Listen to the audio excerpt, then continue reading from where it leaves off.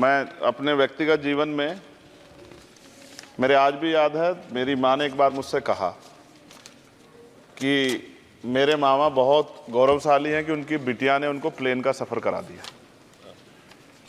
क्योंकि हम गांव से आते हैं, किसान परिवार से हैं, तो हर चीज़ की हमारे लिए अहमियत है।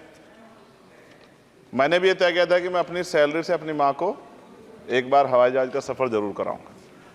अब हालात ऐसी हैं, आप बेहतर जानते हैं, हमने देश भी जानता है, सब लोग जानते हैं कि गरीब आदमी हवाई जहाज़ में सफ़र नहीं कर सकता। प्रधानमंत्री जी तो कहा था बहुत दिन पहले कि चप्पल वाला जो है हवाई जहाज़ में सफ़र करेगा, लेकिन आज हालात ऐसे, किराया भाड़ा इतना बढ़ गया है, ये नीतियाँ हैं उसकी वजह से, कि गरीब आदमी सफ़र नहीं कर सकता है। गरीब आदमी तो ट्रेन में एसी के डब्बे में सफ़र नहीं कर सकता, इस तरह के हालात।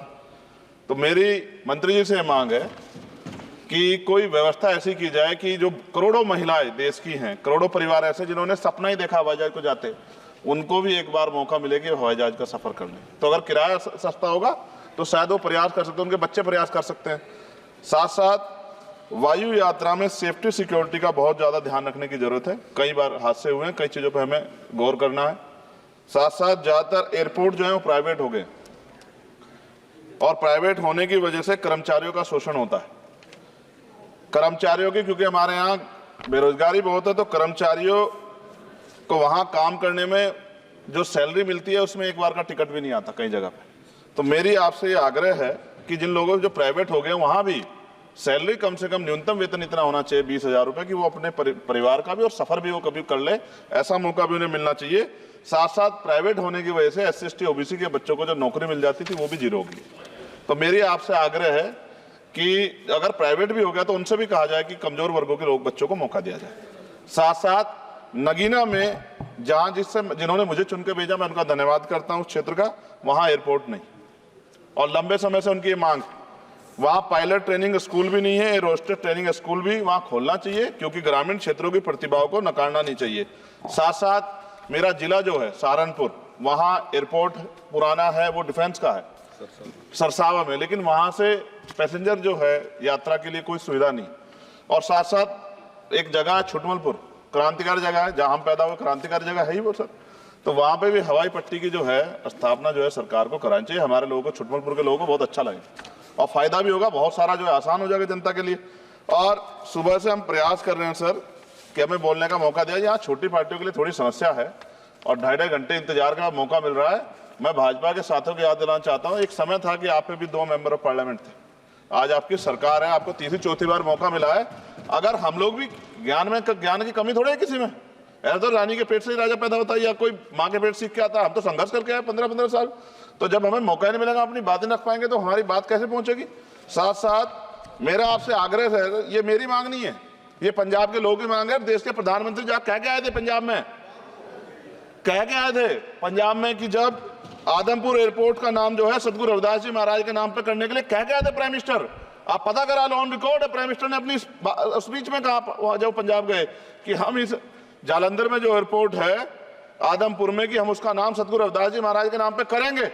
लेकिन सर दावे और वादे हैं, कब तक ये खोखले वादे होते रहेंगे। देश के प्रधानमंत्री की बात का कोई सम्मान होना चाहिए। क्या सरकार, ये मंत्री जी नहीं सुनना चाहते, या फिर उन्होंने झूठा वादा कर लिया, इन पे भी ध्यान देना चाहिए। लेकिन साथ साथ मेरी मांग भी है, मैं पुनः इस बात को दोहराऊंगा सर, कि गरीब लोग, मैं गांव में जाता हूं, मीटिंगों में जाता हूं, पूछता हूं महिलाओं से, कभी हवाई जहाज सफर किया? मैं लाखों लोगों से मिल चुका, आज तक गरीबों ने हाथ नहीं उठाया सर कि उन्होंने हवाई जहाज का सफर किया, हेलीकॉप्टर का भी नहीं किया है। क्योंकि सर इस देश में आर्थिक गैर बराबरी बहुत बड़े पैमाने पे है। गरीब पैदा होता है, मर जाता, ना अच्छा इलाज मिलता, ना सुविधाएं मिलती, बस उसका जीवन है कि वो पैदा हो गया, ऐसा लगता है मजबूरी में पैदा हो गया, उसको पैदा ही नहीं होना चाहिए था। इस देश में कमजोर वर्गों के लोगों का भी सम्मान होना चाहिए, उनको अवसर मिलना चाहिए। सरकार की योजनाओं में गरीबों की हिस्सेदारी होनी चाहिए, इस बात का ध्यान जो है सरकार को रखना चाहिए। और अगर सरकार नहीं रखती है तो वो सरकार सर गरीबों की नहीं हो सकती है। नौजवान जो है मंत्री सरकार ने दिए हैं, और मुझे उम्मीद है कि एक नौजवान दूसरे नौजवान के दर्द को और गरीबों के दर्द को और ग्रामीण क्षेत्रों के दर्द को समझेगा। और मुझे भरोसा है आपके ऊपर, आपकी शैली के ऊपर, क्योंकि पिछली बार भी विषय उठा था। हम जाते हैं सब लोग कि आप इस बात को इस बार सफल करने में कामयाब हो जाएंगे। मेरी मंगल कामनाएं भी है कि कोई गरीब परिवार आपको प्रार्थना करे, दुआएं करे कि आपने उनको ये मौका दिया। वरना आदमी पैदा होता है भारत में और गरीबी में मर जा, हजारों साल चला, अब भी आज़ादी के 75 साल बाद भी अगर ये नहीं हो पा रहा है तो इस पे हमें गौर करना चाहिए कि क्यों नहीं हो पा रहा। कई सीनियर साथी हमारे यहाँ हैं, मैंने उनको प्लेन चलाते हुए देखा, मेंबर ऑफ पार्लियामेंट होते भी। मेरा विश्वास है कि अगर इधर से भी और इधर से भी सब लोग जनता के विषय में सोचेंगे तो जनता की जिंदगी आसान होगी, जो कि अभी नजर नहीं आती। और मैं फिर आपसे आग्रह करूंगा, आप चेक कराइए, SC ST OBC के बच्चों को वैसे ही नौकरी नहीं मिल रही है, और जब ये पूरा सेक्टर प्राइवेट हो जाएगा तो क्या रिजर्वेशन करेंगे हम लोग? क्या फायदा रिजर्वेशन का? जब SC ST OBC के बच्चों क्या रिजर्वेशन का फायदा? गाली तो खाते हैं इस नाम पे, लेकिन रिजर्वेशन ही कहां मिलेगा जब सब प्राइवेट हो जाए? प्राइवेट वाले कहां दे रहे हैं? तो उनको कहिए कि प्राइवेट सेक्टर में मैं विधेयक लेके आया, निजी विधेयक, कि प्राइवेट सेक्टर में SC ST OBC के बच्चों को मौका मिलना चाहिए।